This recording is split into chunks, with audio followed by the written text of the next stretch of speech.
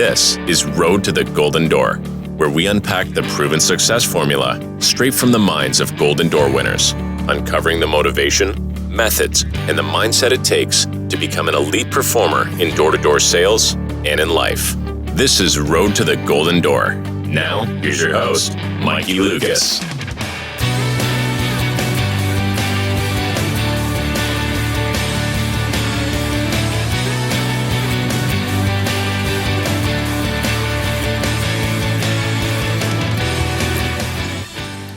Right on. What's up? Welcome back.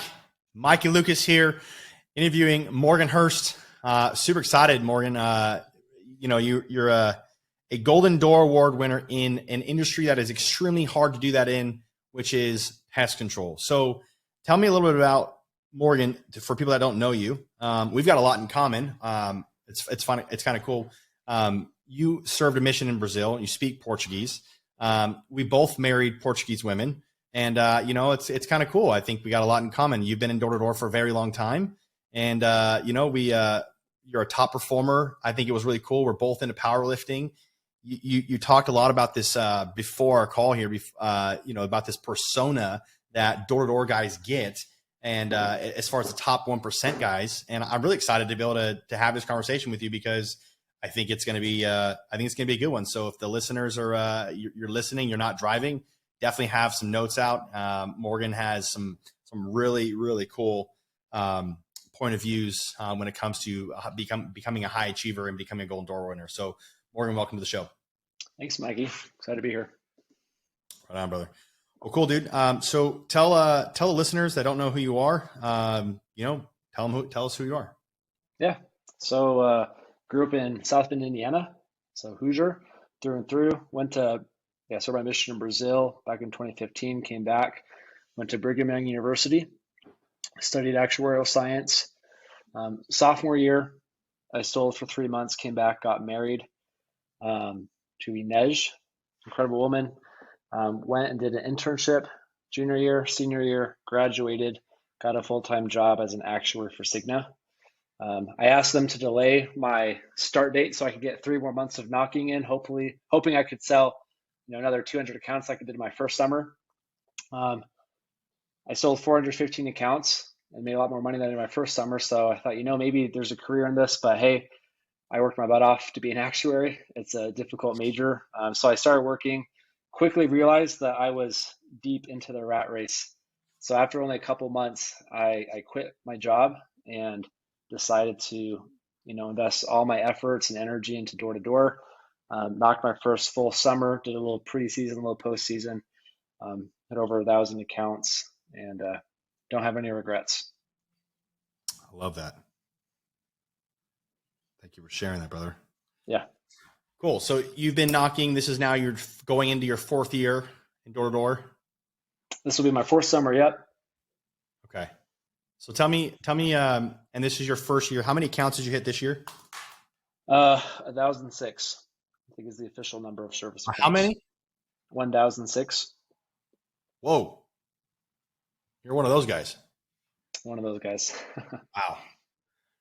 I just interviewed a guy and Marshall Hawks, and the kid hit 1,201, and to hit 800 is insane. For you to hit 1,006 is dude, it's so you're the elite of the elite of door to door, and you're doing that in what, 4, 5, 6 months? Yeah, a little over 5. Dude, come on. Any breaks in that? What was that like? So it starts with preseason. It started, March 28th, the very end of March, or no, March 31st, something like that. Went out and it was super cold knocking. That's not very pleasant doing preseason unless you're in the South, and I was in Louisville, so still pretty chilly, pretty rainy. Got some hail. That was good for preseason. Just get a solid amount of accounts under your belt. Kind of remember the pitch, remember how to get through the smoke screens and objections before having your team come out. And then, end of April, the team comes out, go to the market where I'll be knocking for the summer, knocked there. And then once the team left, then it was just time to, start working from like sun up to sundown and just get it done. Awesome. So 1,006 accounts. What company are you with right now? Greenix, right? Yeah, I started with GreenX and always been with them each summer. Awesome. What's that been like? It's been great. I'd say one of my favorite parts about working with GreenX is the operations. I just feel like they're really solid. There's lots of instances where I just thought to myself, I don't know if this would be possible to have this many accounts service and active, because it's not just selling 1,000 accounts and servicing them, and then you got to think of retention, nutrition, and I've been blessed to have some pretty good retention over the years, and I attribute that to GreenX's operations. How long has Greenix been around? 11 years. Oh yeah, so they're OGs. So they've been in for a while. Yep. I'm sure they're you're on leadership calls with them. Yeah. Yep. Their finances look really good or tight. Yeah, they're actually owned. The majority are owned by Morgan Stanley, so it's the only door-to-door company ever, other than Vivint, to get into the actual private equity cycle and have tier 1 investing. Wow. So the books are solid. There's absolutely zero debt. Yeah, they have to be to get Morgan Stanley. So that's another reason I've enjoyed working with GreenX. There's lots of resources, and I feel comfortable knowing that I'm getting my back end. Yeah. That is a topic I want to talk about eventually, is the back end situation. Yeah. Tell me what it's been like, man. You went up every single year. You did over 35% more. Sorry, over 3.5 times more in your third year than you did in your first year, and over double, 2.5 times more what you did in your second year. What changed, Morgan? There's a couple factors. One is time, right? Going from knocking 2 summers of 3 months each summer, and then going to knocking, 5 months like that. Obviously, time on the doors helps. I think from summer 1 to summer 2, the pitch was refined, simplified, took out some of the stuff that maybe I thought worked well or sounded good, but really wasn't contributing to a higher close ratio. But I think it was from the second to third summer, maybe the pitch got a little bit better, but it was mostly months knocking and then time on the doors, just being incredibly strict. I didn't take a single day off. I was hardly late. We use sales routes or pest routes, the app, and it shows your power hour for what time of the day do you get the most amount of sales. And mine was something I'm really proud of. It was 1 p.m. the entire summer. So I was always getting out in the doors as early as possible and getting a deal within the first hour. That was super critical for my mental health and for my goals that day, is getting that first deal. Yeah. Yeah. They always taught us the first door is the hardest door, and that's the car door. Sure. I don't know if that's what they say in pest, but that's what they told us in alarms. So, I started knocking alarms. For everyone that doesn't know the Mikey Lucas story, if they haven't heard it, started knocking alarms, got under really good organization and some really great leadership. And then that office crumbled, which is really unfortunate. I saw how transitionary, I guess you could say, door-to-door guys are. The moment one guy gets recruited, it ends up, burning bridges and breaks everything around. It's just like a really weird situation when money gets involved like that. But it's really cool to see that you've been at one company for this many years now, and you're going on your 4th year, and it looks like you're going to stick around with these guys. So, yeah, good for you, man. What are I know that we talked a little bit about this, this idea that when people see Morgan on stage, they see some guy that's a top performer. I can't be him. What's up with this? We were talking a little bit off camera here earlier about the persona that Golden Door guys get and girls get. You said there's some misconceptions, stuff like that. You want to talk about that for a second? What's your ideas around that? Yeah. So let me just start by saying, before this last summer, one of the president of sales sat me down and it's like, hey, who do you think is going to be the top performer this summer? And I told him who I thought it was. He won the Golden Door the previous summer at GreenX. Stud, absolute stud. And he's like, well, you probably sell 1,000 accounts. You're gonna do preseason, postseason. And I literally laughed in my head, like, yeah, right, dude. There's no way. I didn't think it was possible. I didn't see myself as that type of person that would, be able to achieve that. And, I followed other, Golden Door Award winners on social media and just kind of like saw their lifestyle or what the lifestyle they would show. And, that's not me. I'm very much an introvert. I was a valedictorian at my high school. I'll be first one to admit I'm pretty nerdy, quiet, keep to myself.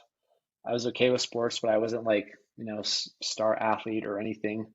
I've just been a really hard worker.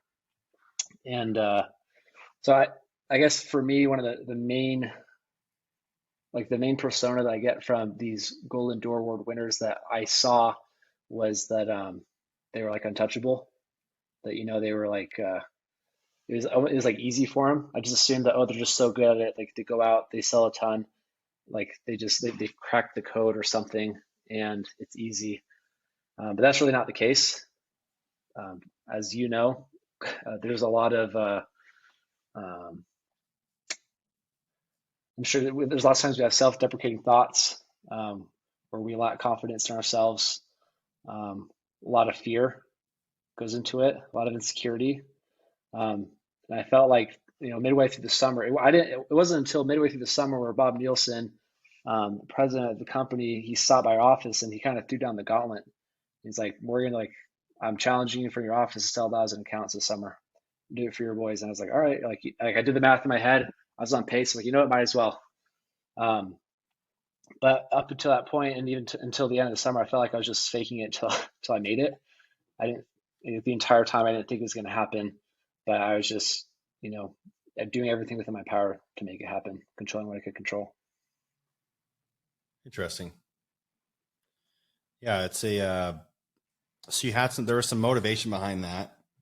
Let me stay on that topic before I transition out of that, because I wanted to there, but let me press into this persona that, or idea that the top 1% is so much better. I mean, I think, I forget the exact quote, but I remember Kobe Bryant saying, hey, look, like, I'm not much better than you. I just, like, there's no way you're going to catch me because I've put in the additional work. And I know I'm paraphrasing that and I'm probably blowing it, but like the amount of additional hard work that Kobe put in, or all these other top athletes put in, these other guys are never going to catch them so long as they continue to do that work. So how much in that case, like how much work have you then put in, or how much work are you putting in outside of the doors in the first couple of years? Now, to go from the refining of your pitch, how much did you put in a lot of work on the outside? So I went to all of our corporate training meetings and I studied the pitches of our top performers. But no, I wouldn't say that I put in, a crazy amount of effort during the off season, like perfecting my pitch. I trained with lots of guys. And so I was constantly like reviewing the pitch, but I wasn't making a whole lot of changes. The more the refining of my pitch happened during the summer. Interesting. I've been a huge proponent, and I give away a door knocking critiquing tool a lot, where that's one of the ways that I got really, really good. I was told initially to record myself, write down my pitch, practice in the mirror, the whole 9 yards. I'm sure you guys got that same spiel. Totally. But I realized that I didn't know what I was doing when I would go and critique myself. So I created a door knocking critiquing tool that helped out a lot, and I give it away for free. So it's, if people want it, they can just DM me knocking tool or critiquing tool, and then my system or my people will send it out to them. But it's a really cool tool that I mean, basically comes down, it breaks down like tonality, pullbacks, takeaways, the time on door. I mean, you could see it as you can't hit 1,000 accounts if you're spending 7, 12, 15, 20 minutes, 30 minutes extra on doors than you need to be. And unfortunately, a lot of guys that are knocking on doors, that's what they're doing. And then they realize why they're not selling more doors is because they're like afraid or whatever to get told on the no on the next door. Right. So, well, let me go back. You said that you suffered with like self-limiting beliefs. Explain to me that, like, why is it that let's just start there. Cause I've got a bunch of questions around that. What happened? Talk to me about that. What made you have self-limiting beliefs, self-hate or whatever you struggled with? Yeah. I consider myself a realist, and I guess that's a synonym for pessimistic. So I don't know. My first summer to my second summer, I remember that the current VP of sales came to their office to try and re-sign me for the next summer. And he's like, oh, if you sold 215 this summer, next summer you'll sell like 300-400. I was like, no, dude, I'm pretty sure like this is like the best it gets. And then like somehow like I sold a lot more. And again, I told you how I sat down with that one of the president of sales, and he's like, yeah, you should sell 1,000 accounts. And I scoffed at him like, I just don't see, like, I'm going to go back to the same market. So there's a lot of same controllables that I sold in Cherry Hill, my second summer and third summer in New Jersey. Great market. So like that was a controlled variable. I didn't feel like my pitch had changed that much because, like I said, I was watching videos and training at times with some of our top performers, but it wasn't something where I was putting in like hours each week, to be honest.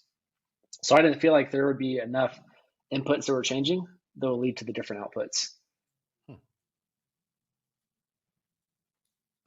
I underestimated the key input though, which was just mentality and obsession, absolute obsession. Really? Yeah, I feel like obsessing, and we can talk about this later, of like finding the why and discipline. I feel like you've heard that comment that hard work beats talent when talent doesn't work hard. I feel like kind of a similar idea, discipline and obsession are almost more important than skill level in this industry. Like where you might have a lack of skill or awkwardness or other limiting traits or characteristics, your dedication and discipline can make up that gap.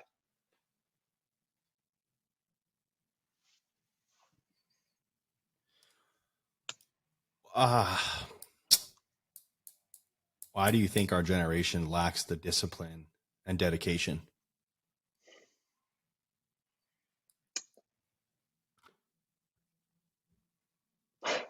I don't know. Why does our generation lack that discipline?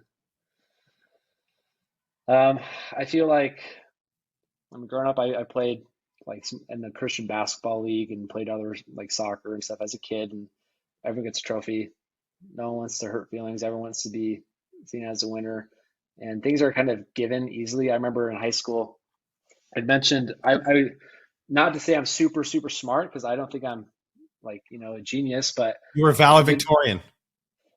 But you're super smart. What I'll say though is I wasn't valedictorian because I was a genius. There are certainly lots of people. I went to a 6A school. It's really big. There's lots of people much more intelligent than me, but I studied all the time. I was always nose in the book.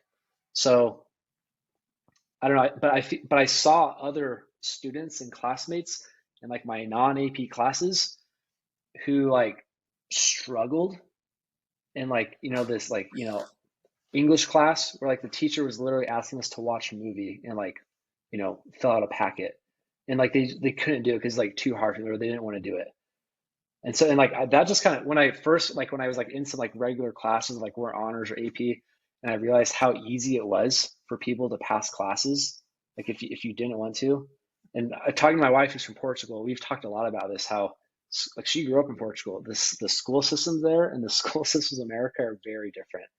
And she said, "Oh, my high school in Portugal is like harder, or as hard or harder than BYU." I just think of like, if you want to coast in the United States through school, you can coast. If you want to be on a football team, anyone can be on, all except pretty much anybody, as long as you're willing to show up to the practices. Doesn't mean you're going to be starting on the field, but they'll give you a degree. They'll accept you to college. They'll give you your bachelor's, and you really don't have to work that hard for it. So I think that's why there's a lack of discipline, is because there's not an incentive for it. Huh. It's too easy here. You look at other ethnic minorities who come from other countries where they had to scrape and claw to get to where they are today, or to come to the States and create, a life, and they had to work for it, so they don't take it for granted. And those are the ones who, exhibit a lot of discipline. That, or people who have strong, like strong moral beliefs, other aspects of their life that require discipline. But if you take away religion, or you take away, certain cultural situations or circumstances, and you remove that, then I feel like, I don't know, the United States is a breeding ground for a bunch of, and not to sound anti-American, I love this country, I'm grateful to be here, but I will say, if you look at, Gen Z and some of our people our generation, nobody wants to work. Everyone wants to take the easy way out. Everyone's willing to give excuses instead of, finding ways to get things done. You said you played sports in high school too? Yeah, I wrestled for a couple of years and played football. And then senior year, I kind of focused on powerlifting. What weight class? I noticed a lot of high performers in pest control, maybe in other industries, a lot of them wrestled. Yeah, what weight class did you wrestle? High school was like 145. Nice. Yeah. I was 160s. Okay. How much you weigh now? 228. Ooh, someone bulked. Yeah. I got big. I was a lot bigger. I was like 256 at my biggest. Holy cow. But I was super overweight. I'm gonna be by the time this show comes out, I'll probably be down to 220. The goal is to get back down to the 18s, the teens, 18, 19. That's where I feel the most confident and comfortable. And but yeah, I wrestled 160s, and then the 154 and a half, I believe is what it was. After the first of the year, we got a 2.5 pound allowance. Oh, nice. Took the first few whatever conferences, competitions, and then got the meets. Yeah, and got injured. But yeah, I was a three sport athlete as well. Yeah, wrestling's it's really interesting to see the wrestlers, guys that train mixed martial arts. A guy I've got to call right after this, one of my coaching clients, Golden Door Award winner. He's in mixed martial arts, trains jiu-jitsu. The kid is kid's an animal. I'm impressed. Like every time I talk with him, I'm like, wow, like this is insane. This guy, he's got the cauliflower ear now. He's like getting a drain or whatever. I'm like, dude. Yeah. He's like, yeah. That's how you know. That's how you know they were good. Yeah. Like they went to state. They got the cauliflower ear. No, he's like, no. He's like, no, not in jiu-jitsu. Jiu-jitsu, apparently that's bad. He didn't have cauliflower till after college. And he's like, yeah, I cauliflower ear. Actually, it's like bad because that just means you're getting in headlocks. I was like, okay, that makes sense. That's fair. Yeah. It's for wrestlers. It's more of a badge of honor. Yeah, exactly. Right. That's why I was like, oh, bro, cool, man. Nice to meet you. No, it's like means I'm getting choked out a lot. I'm like, oh, okay, cool. So yeah, let's camp on this for a little bit, man. What do you struggle with most when it comes to productivity, being efficient and effective? Like, where do you struggle with most? Like, where are you working on right now? With productivity and effectiveness.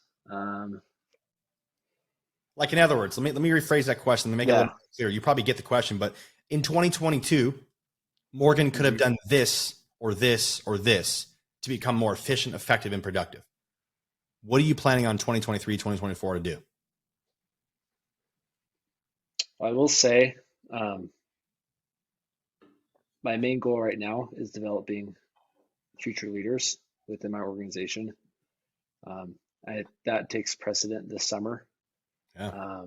I felt like I was a good manager, but I definitely could have been better and could have given more attention to my guys. But as you know, it's hard to, when you're obsessing about your goal and dedicating so much energy to that, it is really difficult to give your guys and reps the attention that they deserve. And so that's one of my main goals right now, is figuring out ways I can still be a top performer, hit Golden Door, but without having to sacrifice so much.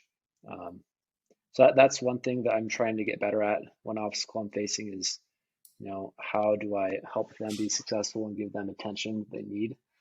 And then the other like ongoing problem, which I'm sure you've talked about in other shows or episodes, is the wife. Making sure that she knows that she's the most important thing at all times. She's the number one priority, but also helping her understand why it is we do what we do.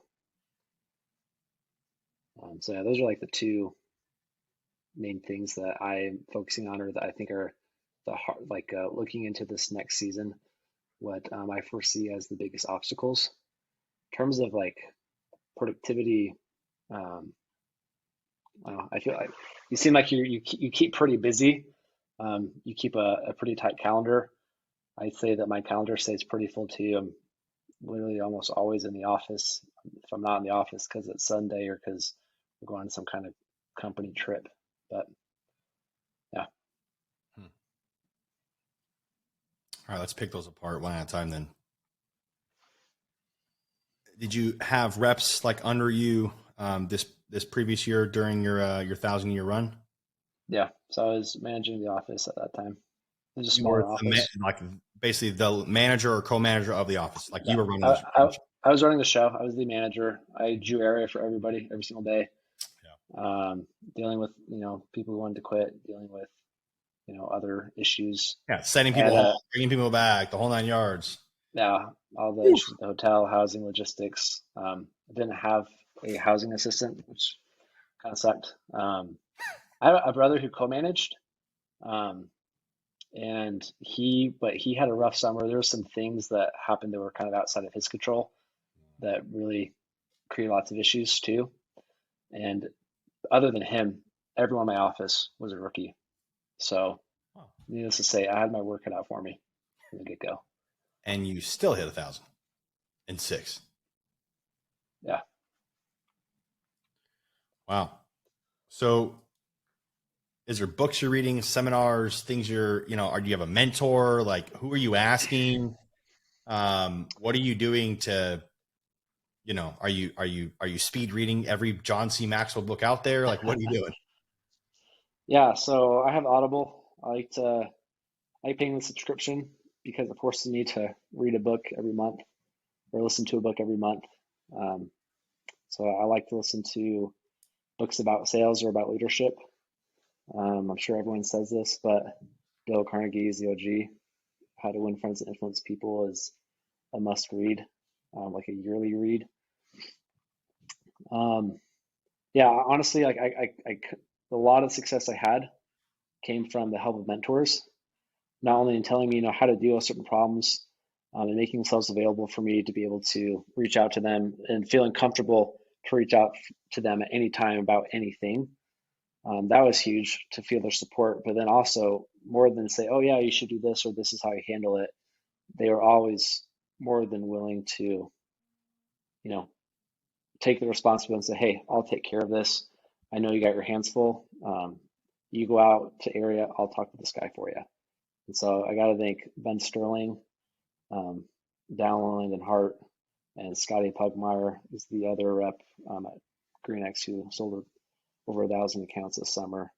And another thing I'll say is there's no way I would have been able to hit that goal without him doing it alongside with me. we both kind of talk about that openly, and call each other pretty frequently during the summer.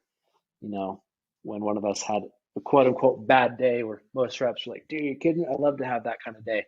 But for us, we have our goals, and if we didn't hit our goal, devastating, just brutal.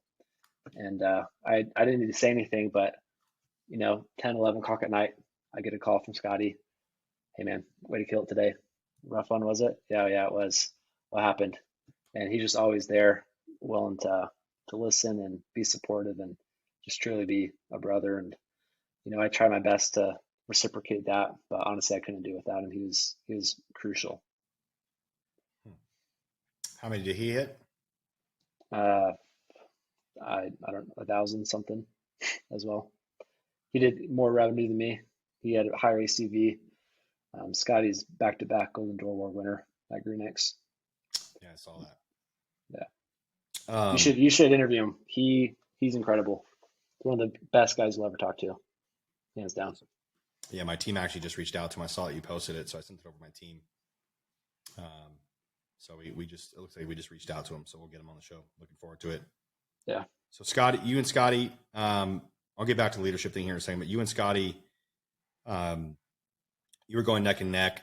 I call that the Pacesetter or the sales rabbit. You had somebody to compete with. So obviously you're a competitive person, being in wrestling, being a football player, valedictorian, the whole 9 yards. I mean, academic, physical, sports, stuff like that. So you had somebody to run neck and neck with. Did that, how much did that play into you hitting that 1,000? So Scotty had done it. He hadn't sold 1,000 before, but he did Golden Door the previous summer. Yeah. And for the first half of the summer, the majority of it, I was actually ahead of him in terms of sales, and maybe revenue. It wasn't until midway through the summer, towards the end, that he passed me in terms of revenue. And then I hit 1,000 first. He was really close to me, and he went to a wedding for 1 weekend or something. So if he didn't do that, we joked that he probably would have hit around the same time. But I think having him, seeing that I was in theory, I guess ahead of him in terms of accounts, and knowing that I had full confidence that he was going to sell 1,000 accounts and that he was going to hit Golden Door.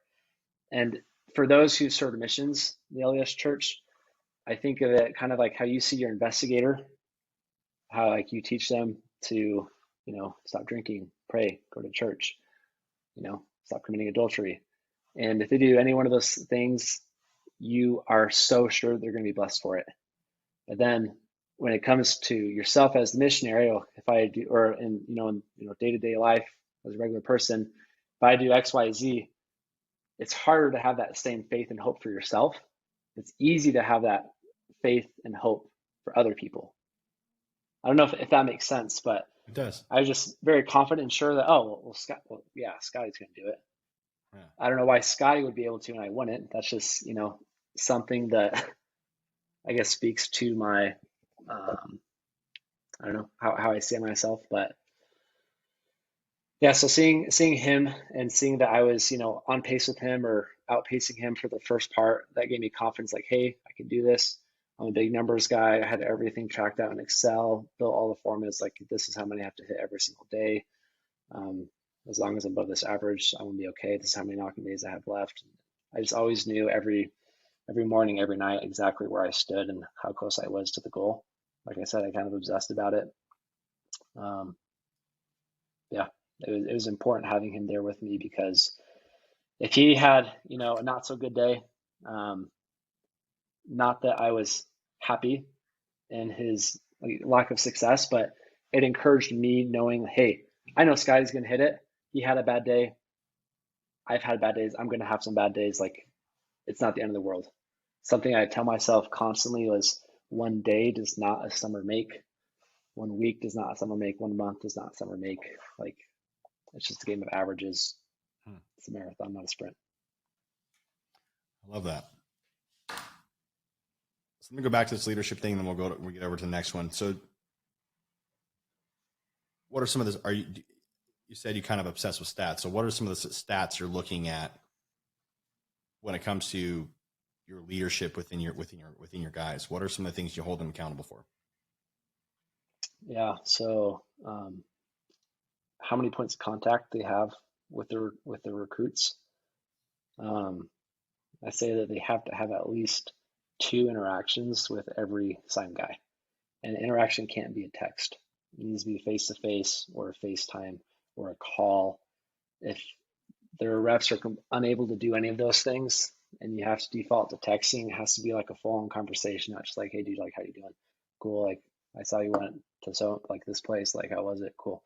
Well, yeah, see you later. Like you need to have like actual interactions because you need to care about your reps. If you don't care about your reps like now, and you don't like take care of them now, then odds are you're not going to care about them and take care of them during the summer because you're going to have your own, problems and issues and things that come up. Other things I track are like how many, how often they're going to activities. The training that I have it's pretty like systematic. I have lots of, not like lots, but I have PowerPoints and, Quizlets and things that I keep track of, which things they've done, what they've gone through, as far as like training goes. We use an app called Trello for recruiting. So I'll look at their Trello list to see how active it is. Usually have them do like a list of 50, 100 guys to reach out to, those types of things. Is that what you're looking for? Or are you talking about like more like statistics during the summer? No, yeah, that works. Actually, okay. I wanted to hear more of that than the summer stuff because the summer stuff is like, I think we all kind of know that. But no, I mean, I'm sure people are like, oh, I wanted to hear the summer stuff, but I wanted to hear more of the other side of it, like what you're doing in that regard. So that's what I personally wanted to hear. Is there anything quickly you wanted to talk about regarding the summer? Because I'm sure people are like, what the hell? Let them talk. Every night I'd update. I'd go onto test routes and pull out everyone's, ACV from like beginning of the summer to like their current standing of ACV, pull out their, how many accounts they sold and update. So I can see like what their attrition was like. Make sure that no one has any, daily. Make sure that no one has any red flags of, and I had, like different things I built out in Excel where it was like condition formatting and stuff. So I could see if something looked abnormal. Just classic nerdy actuarial stuff. I was just gonna say, I'm not the best at creating at Excel, but I sure know how to hire somebody really good at Excel. A few times, and dude, the power of Excel is wild. Like if you can get a good person build out Excel for you, dude, that is dude, the stuff you can automate with macros is incredible. Like, I build macros for when I recruit a guy. Click a button, the thing pops up. I put in information and just like puts into the spreadsheet, formats it, conditions it. It's cool what you can do. I ended up. It's kind of funny. This is a rabbit hole really quick, but I ended up building out a CRM through Google Sheets, and really? So Google Sheets has some sort of I forget what it was called. I can look it up, but basically it was what was it called? Anyways, it was through Google, and the solar pipeline, here it is. Script.google.com was built through script.google.com. If you ever heard of that, but basically it was we built out a full-blown CRM that was connected to that script.google.com, and that showed like dashboards and all this cool stuff. It was friggin' awesome. And it was through Excel sheet, but it was obviously Google Sheet. So it's really cool to see what we were doing to track our. And I geek out with numbers too. And I thought it was really cool. And first of all, the reason why I started to geek out with numbers is when I heard somebody say, for instance, you might have heard me say my business is 52.6% referral. Like when you could say that 0.6%. Like, something like, wait, what? Like my business is 50% referral. Like you're lying. It's not 50% of the money. It's 50.2% referral. That's a whole lot different than 50%. Right. I forget. I think it was probably like Brian Tracy said to never say like the zeros or the 5 numbers. Like say it was 19, not 20. You had Yeah. 19 people in the neighborhood that just signed up with me instead of 20, because 20 just sounds like it's too good to be true.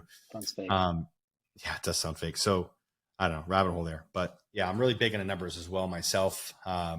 If we PTO'd, if we got a job in solar from sale to turning the system on with before 86 days or at the 86-day mark, we were at odds going to get another deal and a half out of that person, like 1.6 deals out of that person for referrals, because the happiness factor in solar went up like crazy. If we were able to get, that was the number with my company, if the offices, that was it. If we got them in before that. So what do you think I was doing? Everything was predicated based off of getting every referral. I mean, every bonus from our back end was based off of that number. And it's like, dude, if you don't know your numbers, like, where are you at? And a little transparency. I was just at a mastermind event here over the weekend with Thrive Connect through Cole Hatter. And one of the guys stood up and was like, something about knowing your numbers. And I had just started a new business just recently, and I don't know the numbers exactly because it's going to take me a little bit of time, like how many doors you need to hit, how many get to sales. And I don't know those numbers. Yeah. I haven't collected enough data from that. And I rose my hand. He's like, what, because I'm the weird person that always raises their hand to be the example, especially when nobody wants to do it. And I got I don't want to say embarrassed, but I got shunned. Got hammered. Yeah, I got hammered because I didn't know the exact numbers, and I was like, "Well, freak! If any other the other 4 companies that I run right now, I can tell you the exacts, but that's the after the fact." And I'm like, and I didn't think of that because I was there to learn about, to want to grow that specific particular part of the business, that specific new business. That I was like, that's all I was focused on, and I got stumped. I was like, well, what are your yearly goals? And I was like, I mean, this, I think. So anyways, it was pretty funny. Knowing your numbers is really important. It was funny. I was just interviewing, like I said, another guy that hit over 1,000 accounts just before you just now. And he kind of said the same thing you kind of said. He's like, dude, I don't really set goals. I'm not a big goal guy. And he's like, basically was like, yeah, goals kind of can destroy people. And I kind of feel the same way. I think if we don't lower the level of expectation, we won't start implementing it. And I'm big on that. Like, people want to go from, you went from 300 to 1,000 within a matter of 24 months, roughly. Like the end of summer to the next 24 months. Like you over tripled your productivity, your effectiveness, right? Like, that's not common to do. Yeah. But the thing is that with the listeners that are on the show here, one thing that I really press into whenever I'm speaking to, because I get this happen all the time. I mean, I obviously I've got teams that are in my DMs for me, but I'm in the DMs as well and in the comments, and I get questions asked all the time, like, how do I get to the next level? How do I get there? And one of the things I will tell them, if whether I'm speaking at an event or whatever it is, speaking at an office, they ask, like, what do I need to do? It's like, dude, just do a little bit better than you did yesterday. Just do a little bit better than you did last month, last week, last year. Just do a little bit better. Like, go from 250 batting average to 265 batting average. Don't go from 250 batting average to 600 batting average. It's literally impossible. Like, the greats don't do that. So just do a little bit better. And that incremental growth, that slower growth actually is what sticks. A lot of guys go up and they come crashing down hard. And I've seen that in Golden Door guys too, where, it's not that they can't still do it. It's just a lot of times it was a sacrifice that they're not willing to sacrifice ever again, which is understandable. And other times they just couldn't handle it. And it was extremely hard. And, it's still, hitting a Golden Door is not easy. So let alone 1,000 accounts like you did. So, well, to speak to what you said, I'm glad you point that out. For those listening who are, maybe you're a vet, maybe you're a rookie, and you sell 200-300 accounts in the summer, 400 accounts. I've told many people this. I genuinely believe it's true. If you can sell 400 or 500 accounts in a summer, you 100% can sell 1,000 accounts. Like, at that point, like, you're a great salesman in pest control. If you're selling 400 or 500 accounts in the summer, you have the skills needed to sell 1,000. It's just a matter of deciding to do it. And I know that's not what people want to hear. They want to hear, like, what's the secret sauce? Like, what is the trick that you use? Like, tell me what I need to do more. There's nothing different. You just need to do more of what you're already doing. Yeah, that's key. You already have what you need. It's just a matter of Deciding to do it. Yeah. Why do you think people don't decide? Why do you think that our generation strays away from doing that? Fear of failure. Another reason could be they don't have some mentor or friend or colleague who's willing to push them to get to that level. Like they don't have someone who believes in them. Like I told you that there were two people who kind of invited me / challenged me out of a place of care. Like, hey, like I think you can do this. You should do it. And if it wasn't for that, I don't know if I would have decided to do it. I probably would have done 7, maybe 100 accounts, but it was because of them that I decided to hit 1,000 and endure the sacrifice because I had made the decision to do it.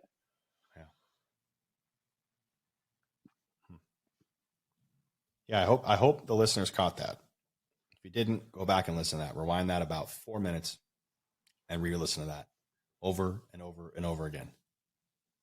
That was some gold, Morgan. Appreciate that.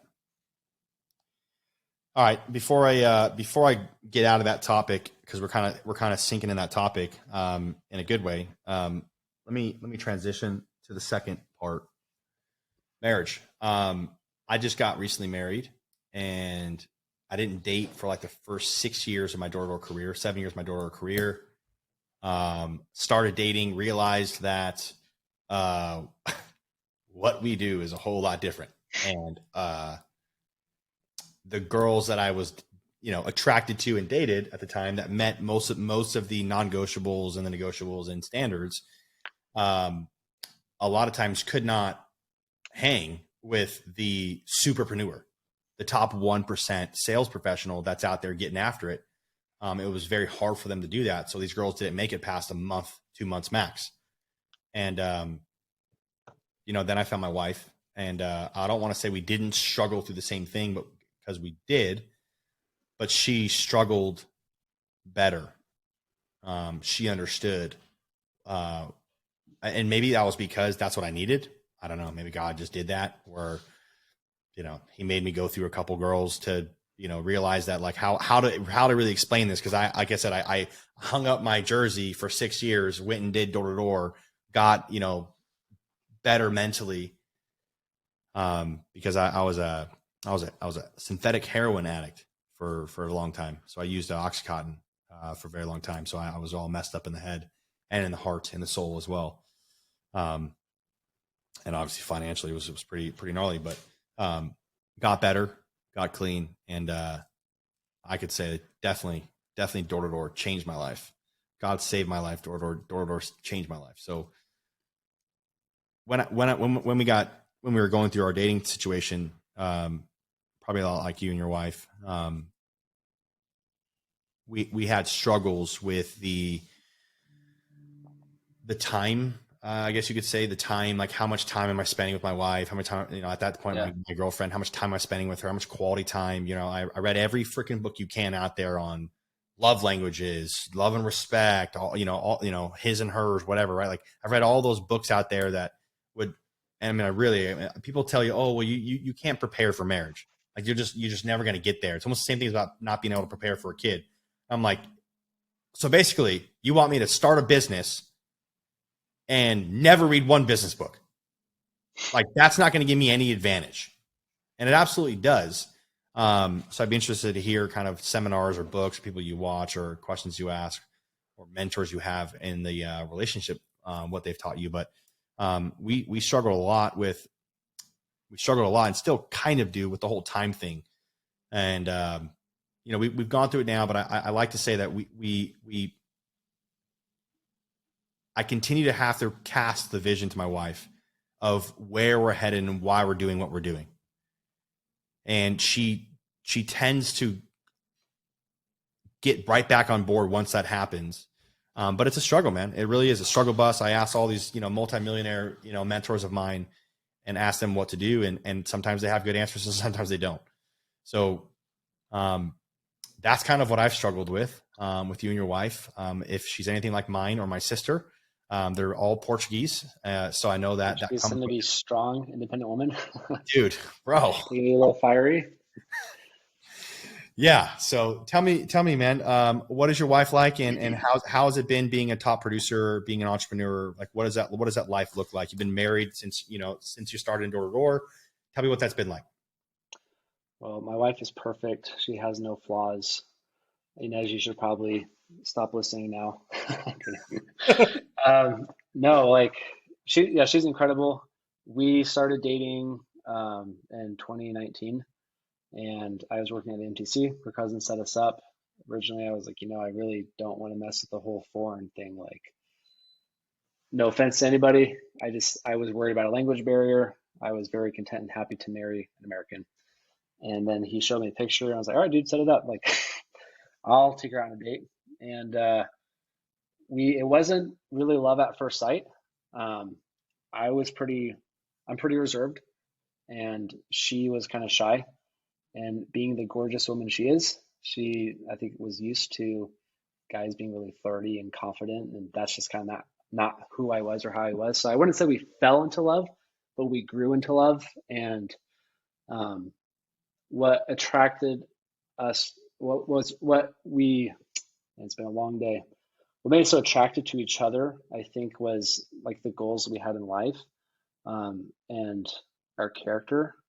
I know for sure it wasn't my looks. And so that, I think, has been super helpful and beneficial to our relationship as I started doing door to door. And to be honest, I would say she's the main reason that I got into it in the first place.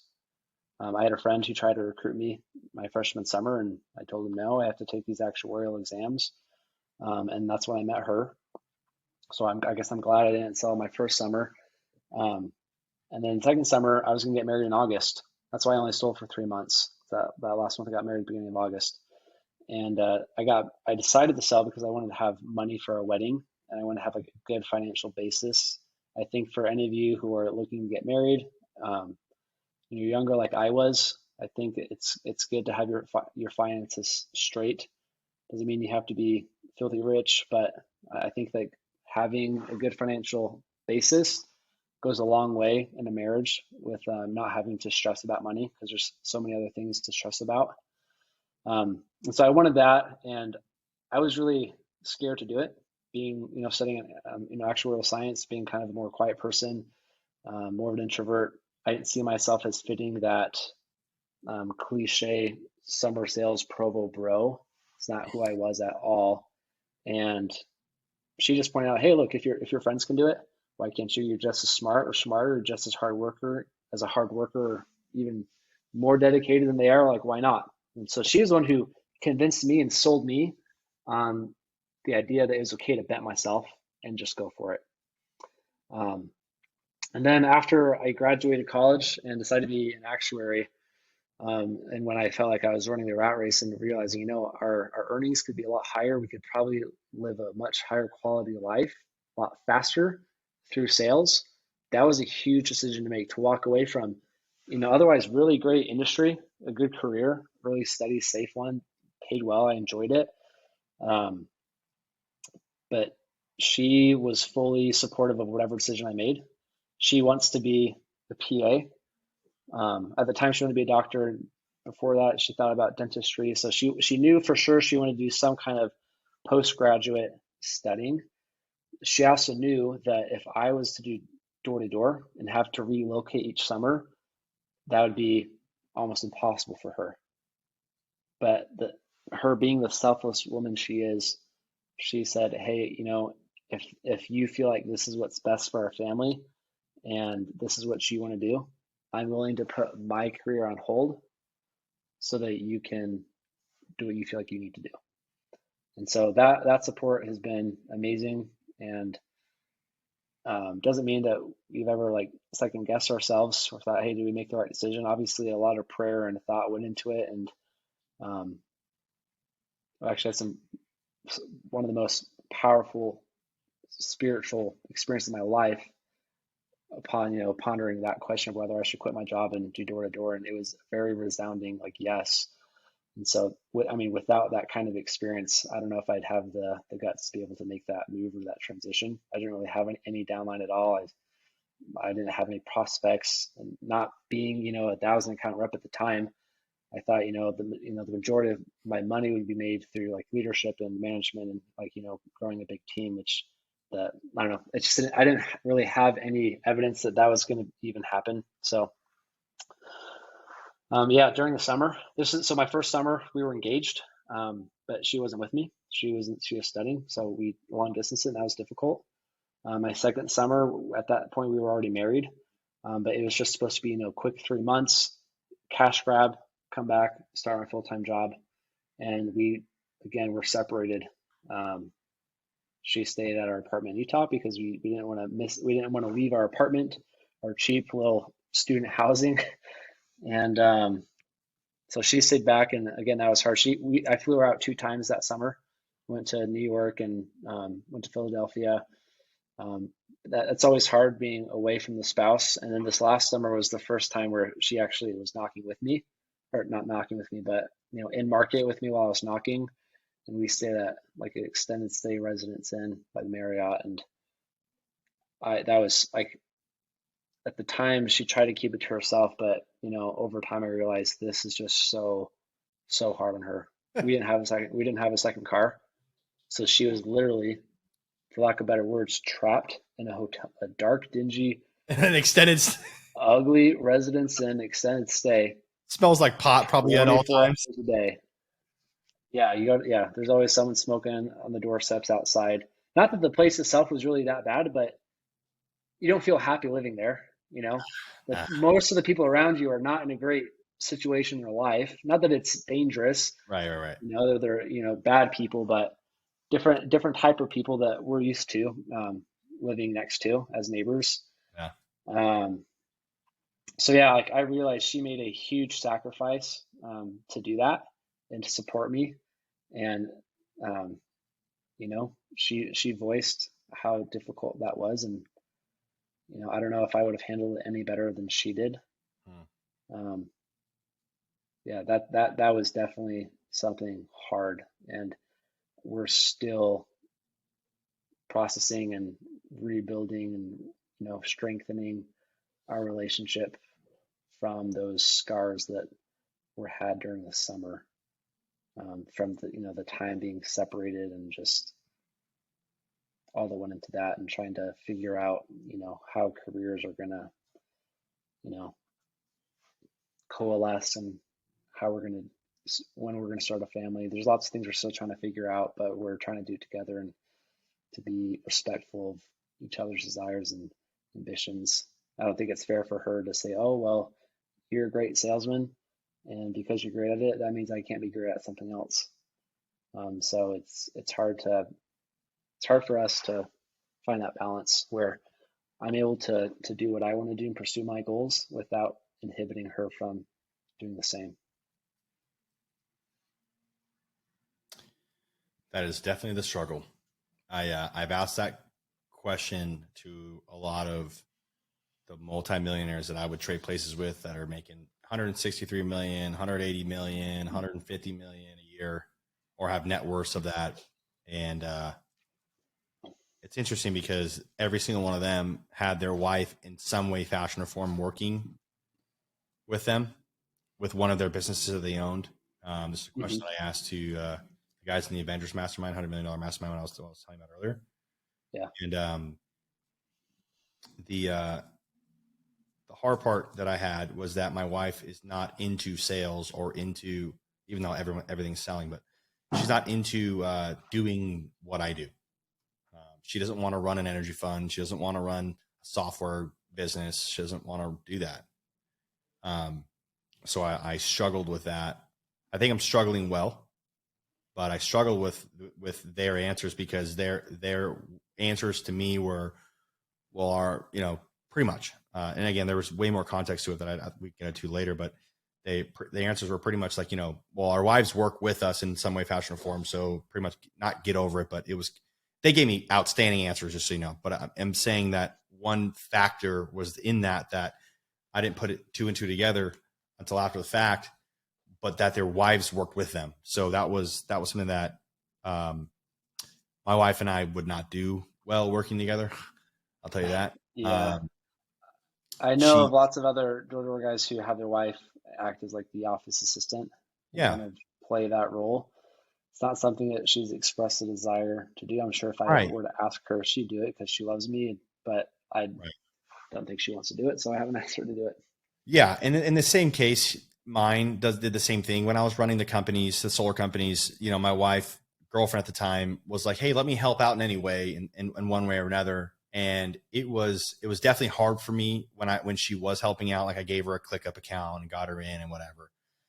Hmm. And yeah, it not that it didn't work out. It's just I was like, it's gonna be hard to separate, you know, church and state here. So let's keep it the Yeah. church and let the state be the state here. So yeah, it's interesting. So my wife is also in medicine. So as your wife is as well, you know, how do I limit?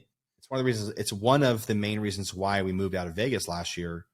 The first reason was one, because I felt God was calling me to Houston to start my energy fund, which is doing very well, but also because I knew that my wife needed to be challenged. You know, top of her class, was hired two of like 1,800 applicants in the hospital at the specific position. That girl that was number two got basically fired, let go within 6 weeks.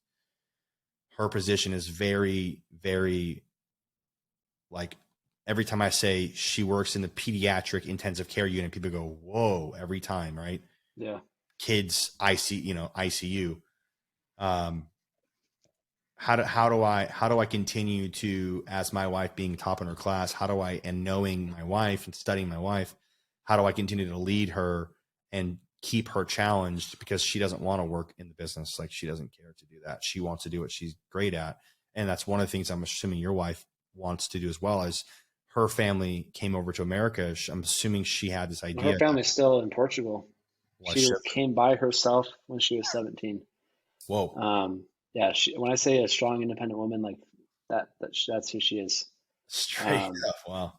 and yeah, what makes it more difficult, maybe the situation, is the whole idea of her staying and her parents saying, like, sacrificing so much so that she could be here, was so that she could have a higher quality life and, become a dentist or a doctor, or, do something and make an American salary, and you just have that higher quality of living. And she's getting that, by being married to me, and with, the success that we've been blessed to have.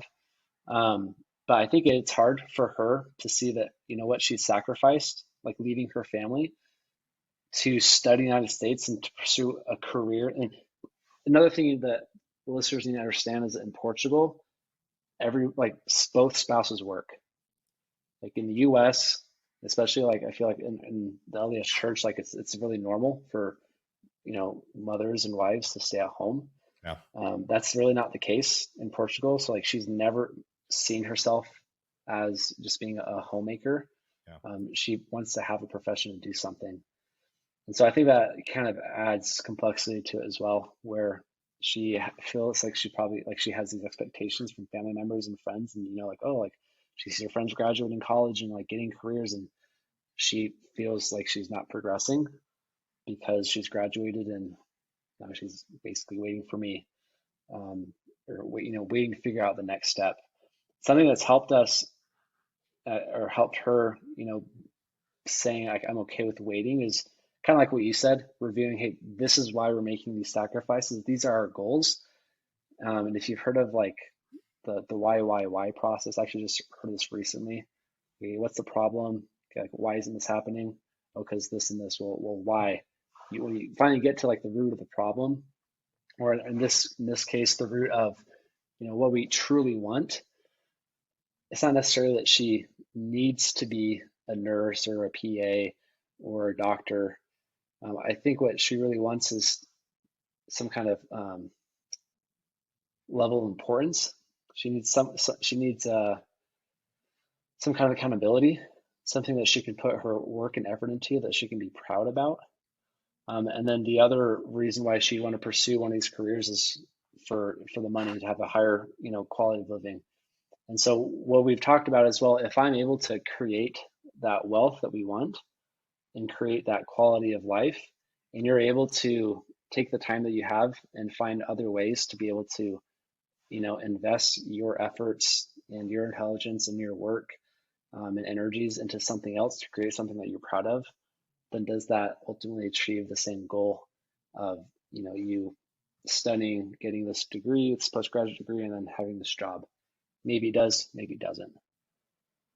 Yeah, one thing I would look at if I was you in that would just be, and this is something that I've talked with my wife Ryan too. Same thing is, like, we make enough money, bro. Like, yeah, she does not have to work, and I've done that for years now. I always kind of tell people, like, hey, like, I was pretty much ready to get married back in like 2016. Like, I was like, I'm pretty good now. Like, we can get married. I can get married now, and I didn't, start dating really until like I think 2018. Mm-hmm. But yeah, she doesn't have to work. And one thing I would tell you is just something that we've talked about is like about volunteering, because you're right. The level of, and what she kind of calls it, is the level of significance that she wants. That's the word. And she wants to feel, and she's very much the same way. My sister is the same way. She needs to feel a level of significance, feel that she is significant, that she's not just consuming, but not just withdrawing, but depositing. Yeah. And one of the ways that I'm figuring out, and honestly, it hasn't been that way for very long, but it just started coming out, thank God. But she's wanted to do more. Like, my wife wants to do more overseas mission work, going and doing short-term stuff, going and supporting other missionaries, things like that, going and doing philanthropy stuff, which is, I'm huge. I'm really big on. Like, I haven't taken my wife on a trip with us yet, but we go and put up solar panels, houses, build, water wells, things like that, desalination plants. And my wife hasn't come with us yet, but I'm looking forward to that, because the need for medical treatment in other countries is so obviously is high. We just, in America, as you know, serving overseas, especially in Brazil. I mean, Brazil is obviously up there, but even other parts of Brazil, like, the medicine is not American. The American medicine is so far advanced. We take it for granted a lot of times. Even though I was telling you earlier how I can't stand American medicine, but still, at the very least, just like general dental stuff, vaccines, even, right? I know that's kind of a trigger word nowadays, but like general vaccines in other countries are just not there. So helping your wife figuring out if that can add any value to you, brother, it would be, figuring out something that your wife, the question that I asked to the guys that I initially had as either employees or guys that work for us, to now guys that I continue to coach or guys that I do life with, is if you could do, and this is one of like the 40 questions that I asked, but if you could do, if money didn't matter and you had all the money in the world, you hit the lottery, like, what would you do with your time every single day? There's a series of like 4 or 5 questions around that. There's that one. There would be if you could get paid a stupid amount of money to do any job out there, whether that be a dog walker or a doctor and anything in between that, like, what would you do? What kind of a job would you do? And after you ask that question enough, the real why comes out. Mm-hmm. And it's really cool. I don't want to say I condition my wife, but I do. It's kind of the same thing. I don't want to say I condition her, but I do. Oh my God, here I go. I don't want to say I condition my wife. I don't want to say I lead my wife on, but you're in trouble. Just keep going. Sorry, it's already been out there. We can edit this out. I don't need to edit it. I get so fired up about that because people get really mad, especially when when we were dating. People have a really hard time, even solopreneurs, not superpreneurs, but solopreneurs, and especially the non-entrepreneurs have a really hard time with me because I relate almost everything to either money or business. And I like ministry is, for instance, or a church. I'm like, yeah, it's kind of like a business. We're like, we got money coming in, we got money going out, we got people we serve, we got a community serve. We got good complaints, bad complaints. We got to work with this whole. running a ministry is like a business, and people that didn't like that Mikey Lucas talks about not money but business all the time. When I was talking to a lot of people about what they've learned about their relationships, I would talk to them as if I was mentoring somebody. And I'm like, dude, like, I don't think you get it. Like if I love her for where she is now, but I love her so much to not help her get to the fullest potential that she can be. Like, why is it that we are the only living species that stops growing? A tree never says, hey, I'm done growing. This is all I got. If it has the root system there, right? Unless it's in a little cup, right? Yeah. If a tree can grow, if a tree's out in the wilderness, a tree never stops growing. They always grow until they've reached their fullest potential. They never do that. We're the only living species ever to grow, or to stop growing and reaching our fullest potential. So why is it that, I don't know. I mean, I know the answer is because there's other reasons to it, but people have a hard time when I talk about how I condition my wife or how I coach or mentor my wife. And I'm like, dude, like, would you not want the same thing? Like if you had self-limiting beliefs and you knew that all I was doing was pouring into you the value that you have and you have to offer, like, for instance, my wife doesn't think she's the best as a nurse. And I'm like, babe, you got picked number 1 out of 1,800. You're like 1 out of like 4 billion. You're like kind of above average. Yeah. For that, not even including that, but like you're 1 out of like 4 billion sperm cells that got picked. You made it. God obviously clearly had a plan for you. Got hired in like 3 seconds with sign-on bonuses at every hospital she applied for before we moved to Houston. And I'm like, because she throws out the like, well, what if they don't like me? I'm like, babe, you don't understand. These sandbaggers that are nurses that don't do their job, those are the ones that get fired. You don't get fired because you're an outstanding worker. Like, you work great. So yeah. Anyways, thoughts, comments on that? No, I mean, I think that as long as we are humble enough to receive the same conditioning from our spouses, I think that's the whole point of marriage, is to be the one that's able to hold the mirror up to the other and say, this is who you really are. These are your flaws, or hey, like, these are your strengths. I think that is kind of like the reason for marriage, is to be able to be the person, like, be that person that no one should know you as well as yourself, and then the next person, like your spouse, because no one should spending as much time as you, should see you, not just seeing what you post on social media or what you present to others, but like the real you. And so they're the ones that are in that unique position that they can hold up that mirror and, be real with you and coach you. What's the word you use? Condition. Yeah. Yeah. I think I posted the other day a video that I recorded probably a month ago or something. And it was talking about like how I wake up at a certain time. And my wife like nudged me and was like, hey, look at this video. The last 2 days you've slept until 8 o'clock. So what's up? I'm like, oh, great. Sweet. Gotta get on that. There it is. Let's go. 6 o'clock. I'm not a 6 o'clock riser anymore. I usually go to bed at 1, 2 o'clock. I've got calls. It's currently 8:35 p.m. and I've got 2 calls after this. So it's like, yeah, I go to bed at like midnight, 1 o'clock every single day. Anyways, dude, it's been a pleasure. I need to like interview you again because this has been really fun. I only got through like the first 3 questions. We'll have to have you back on. Morgan, it's been an absolute pleasure. Is there anything that in your closing thoughts, anything you have to say to the other Golden Door Award winners that are listening?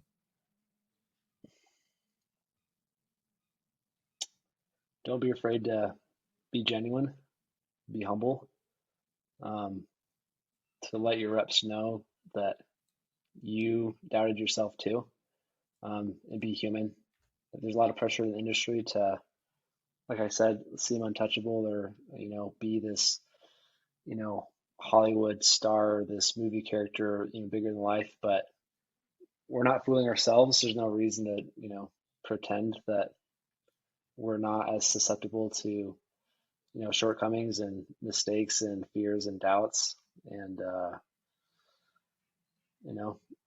all those things, just like everyone else is. So be human. I think that's helped me develop strong relationships with my reps. And I think it's encouraged them as well to be successful and see that, hey, they can do it too.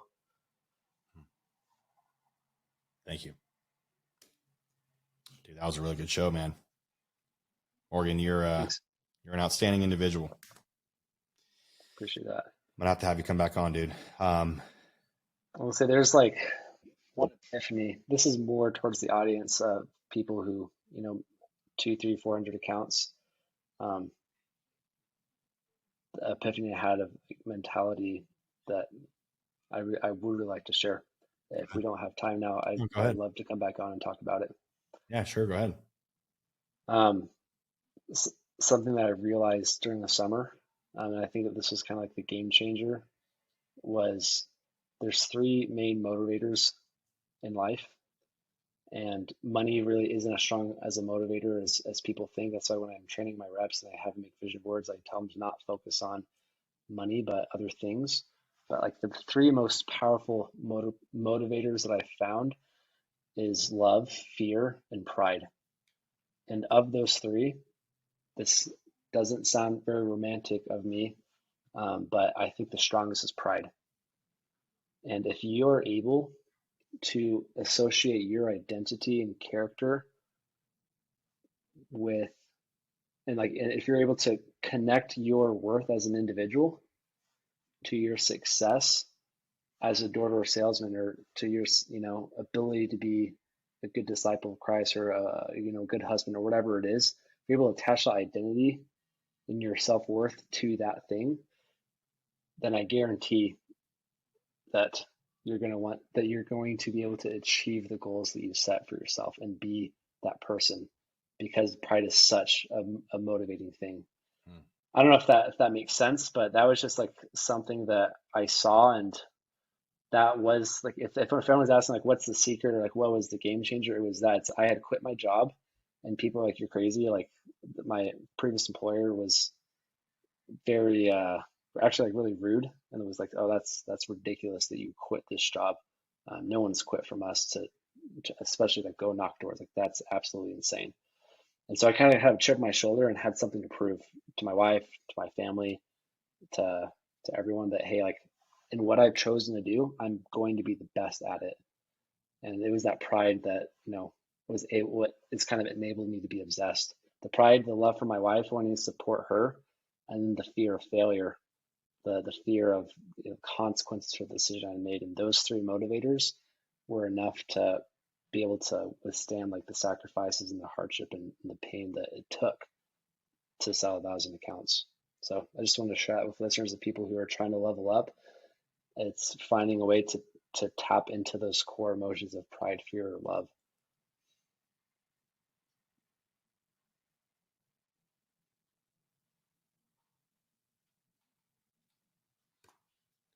Just had to write that down, because that was going to be I actually just texted my wife something that you said. So you added a lot of value to me, and I really appreciate you, dude.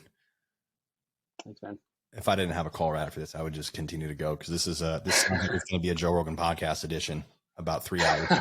Could be. But I know you've had a long day as well, Morgan. Dude, it's been an absolute pleasure. Where can everybody find you? I'll put all your stuff in the show notes below, but where can we find you at? We want to follow and support you, bro. Instagram is MRGN Hurst. I'll go to my number. People can text or call me 574-855-400. Want to meet me in person? It's a good chance I'm at the Greenix office in Orem. So, let's go. There you go. Thank you, Morgan. I appreciate it, man. Yeah. All right, brother. Thanks Have a great day. So much for having me. Of course, my pleasure, man. Thank you, bro.